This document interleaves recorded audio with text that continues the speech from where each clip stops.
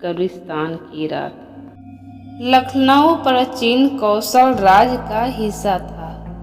ये भगवान राम की विरासत थी जिसे उन्होंने अपने भाई लक्ष्मण को समर्पित कर दिया था।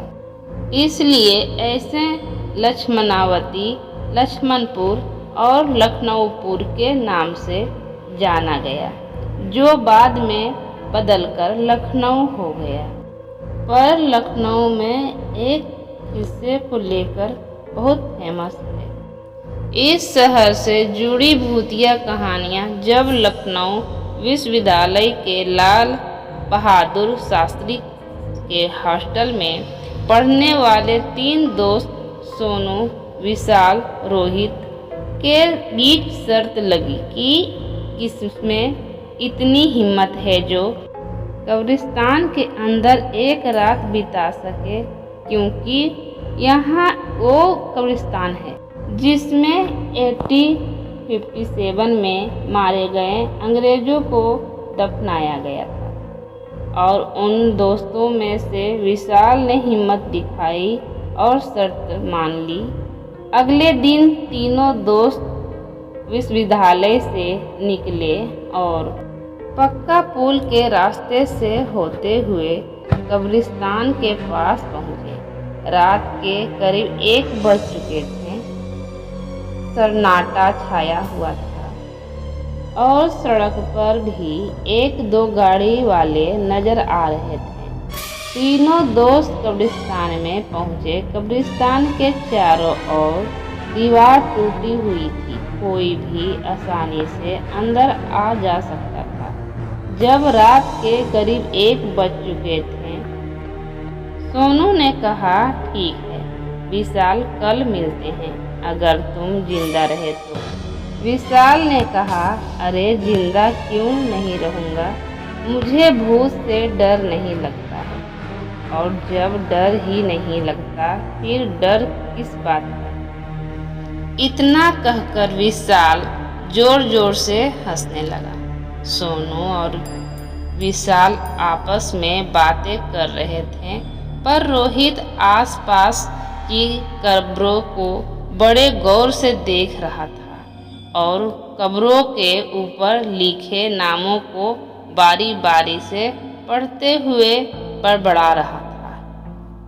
सोनू ने कहा, रोहित, तुम कब्रों को इस तरह से क्यों देख रहा है? यहाँ सारी मुर्दों की लाश है, किसी लड़की की नहीं है। ठरकी इंसान विशाल, इसका बस चले तो लड़की को कब्र से निकाल कर बोले, आप बहुत सुंदर लग रही हैं, क्या आप मेरी गर्लफ्रेंड बनेगी? सोनू और विशाल जोर जोर से हंसने लगे थे, जो हंसी पूरे कब्रिस्तान में गूंज रही थी।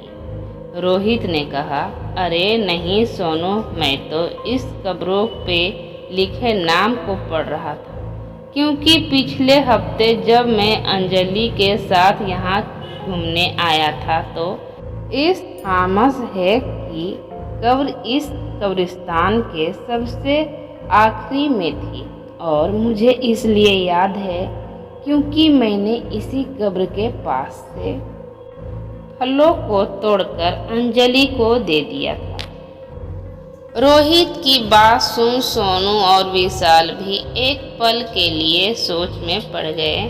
सबके में मैं सिर्फ यही सवाल था कि आखिर कब्र एक जगह से दूसरी जगह कैसे जा सकती है, और इस बात की पुष्टि इस बात से भी हो रही थी कि रोहित के तोड़े हुए फलों की पत्ती अभी भी मुरझाई हुई कब्र के पास ही थी। विशाल ने बोला, अच्छा ठीक है, अब मुझे और उल्लू मत बनाओ, मुझे डरने की तुम्हारी कोशिश किसी काम की नहीं है, समझ गए? मैं इस कब्रिस्तान से अब कल सुबह ही आऊँगा, वो भी जिंदा। चलो जाओ, अब तुम दोनों मुझे अकेला छोड़ दो। विशाल की बात सुन सोनू और रोहित कुछ नहीं बोले और आपस में बात करते हुए कब्रिस्तान से बाहर आ गए, और विशाल अपने दोस्तों को कब्र से जाते शांत देख रहा था और उसके जाने के बाद विशाल उसी थॉमस हैंक की कब्र के ऊपर बैठ गया और वहीं पर जमी घास को नोचने लगा। उसकी नजरें पूरे कब्रिस्तान को ताड़ ही रहा था। तभी जमीन से एक हाथ निकला और विशाल के हाथ पकड़कर उसे कब्र से नीचे गिरा दिया। उसने जब आसपास देखा तो कोई नहीं था और जब उसकी नज़र अपने हाथ पर गई तो हाथ पर किसी के नाखूनों से नुस्खा हुआ था जिससे खून निकल रहा था। उसने खुद को संभालकर एक बार फिर कब्रिस्तान को देखा तो उसे धुआं ही धुआं उठता हुआ दिख रहा था जो उसको घेरने उसी की तरफ बढ़ रहा था। इससे पहले वो कुछ समझ पाता, धुएं ने उसे घेर लिया जिसकी वजह से उसका दम घुटने लगा और फिर अगले ही पल उसे गोली और तलवारों की आवाज़ें आने लगी।